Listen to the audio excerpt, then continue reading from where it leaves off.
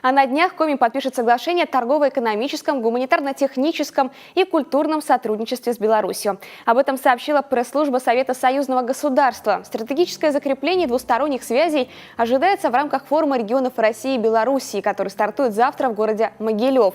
Главные темы – аграрная политика, интеграция законодательств, расширение туристических и культурных связей, взаимное насыщение рынков двух республик продовольственными и потребительскими товарами. Напомним, ранее об участии нашей делегации в этом событии в Екатеринбурге договорились представитель посольства братской страны Василий Кунский и глава Коми Сергей Гапликов. Всего же свое участие в форуме подтвердили 20 губернаторов, а в целом ожидается приезд более 2000 гостей. Вот как про организацию совместной работы говорят организаторы глобального диалога в актуальной для всех областях АПК.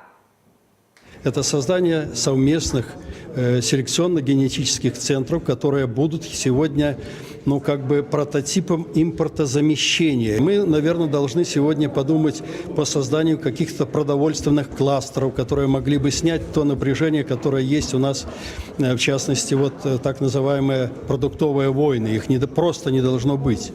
Ну и, наверное, мы сегодня должны формировать соответствующего специалиста, который будет реализовывать данную политику.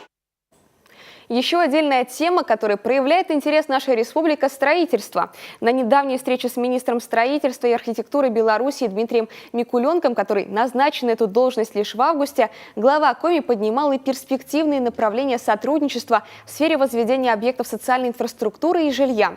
Форум – прекрасная площадка соединить инновационный и инвестиционный потенциалы территорий.